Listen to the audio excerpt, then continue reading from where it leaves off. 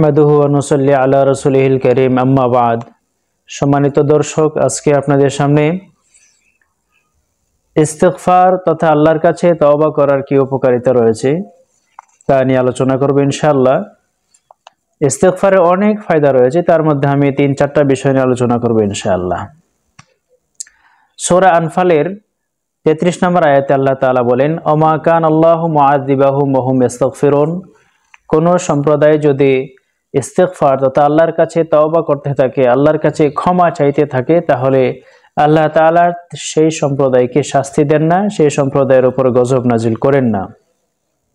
সূরা হুদের মধ্যে আল্লাহ তাআলা বলছেন, ওয়া ইয়া কওমি ইস্তাগফিরু রাব্বাকুম সুম্মা তুবু ইলাইহি।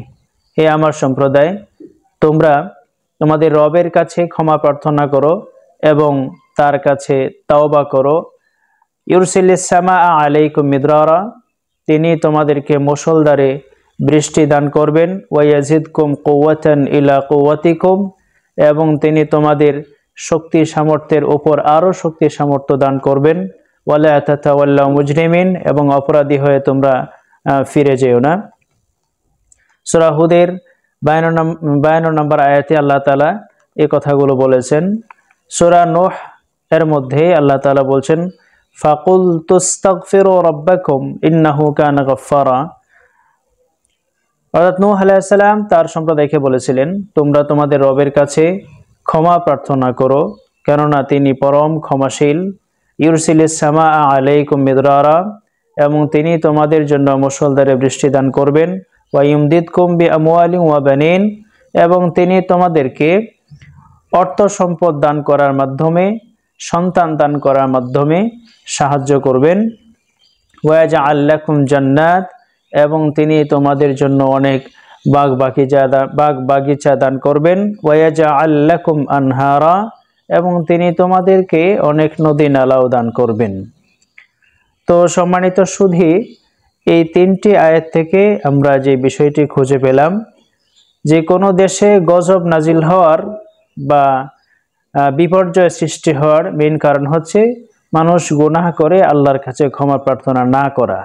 অর্থাৎ আল্লাহ বলেছেন, গুনাহ করে কেউ যদি ক্ষমা প্রার্থনা করে, তাহলে সেই দেশে আল্লাহ তাআলা গজব নাজিল করবেন না। এবং মানুষের শারীরিক আর্থিক সামর্থ্য বাড়ানোর জন্য আল্লাহ তাআলা ইস্তিগফারের কথা বলেছেন, এবং তিনি বিভিন্ন রকম পুরস্কারের ঘোষণাও এই 3টা আয়াতের মধ্যে করেছেন। তো আমরা আরেকটি হাদিস থেকে ইস্তিগফারের ফজিলত জানবো।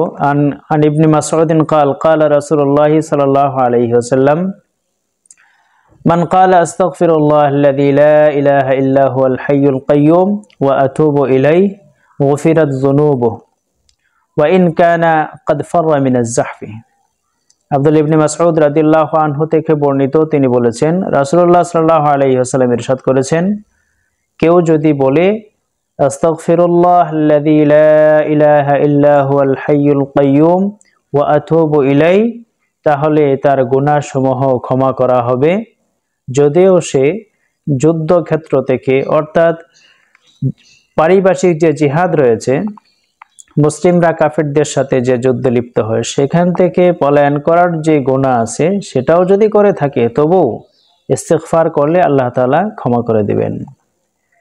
তো সম্মানিত সুধী, আমরা এই 3টি আয়াত এবং এই হাদিস থেকে জানতে পারলাম, ইস্তিগফার করলে, অর্থাৎ আল্লাহর কাছে গুনাহের ক্ষমা প্রার্থনা করলে দুনিয়া এবং আখিরাত উভয় জাহানের কল্যাণ রয়েছে, ইহকালীন পরকালীন উপকারিতা রয়েছে। সুতরাং আমরা আজকে থেকেই বেশি বেশি ইস্তিগফার করব, আল্লাহর কাছে নিজের গুনাহের ক্ষমা প্রার্থনা করব, অন্যের গুনাহের ক্ষমা প্রার্থনা করব। আল্লাহ আমাদের সবাইকে বেশি বেশি ইস্তিগফার করার তৌফিক দান করুন। আসসালামু আলাইকুম ওয়া রাহমাতুল্লাহি।